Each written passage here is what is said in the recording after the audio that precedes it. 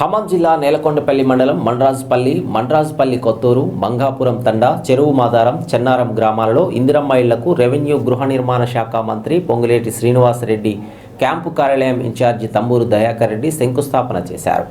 ఈ కార్యక్రమంలో జిల్లా కాంగ్రెస్ నాయకులు నెల్లూరు భద్రయ్య, మార్కెట్ చైర్మన్ వెన్నుపూసల సీతారాములు, శాఖమూరి రమేష్, జిల్లా ఎస్సీ సెల్ అధ్యక్షుడు బొడ్డు బొందయ్య మరియు గ్రామస్తులు పాల్గొన్నారు. ఈ సందర్భంగా దయాకర్ రెడ్డి మాట్లాడుతూ ప్రతి ఒక్క ఇందిరమ్మ ఇళ్ల లబ్ధిదారుడు త్వరగా ఇల్లు నిర్మాణాన్ని పూర్తి చేసి ప్రారంభోత్సవానికి మంత్రి పొంగులేటి శ్రీనివాసరెడ్డిని ఆహ్వానించాలని కోరారు.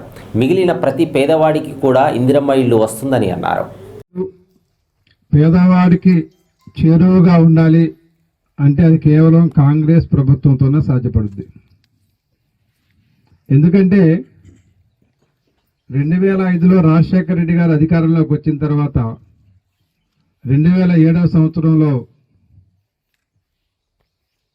అప్పుడు కేంద్రం కూడా కాంగ్రెస్ పార్టీని అధికారంలో ఉన్నది.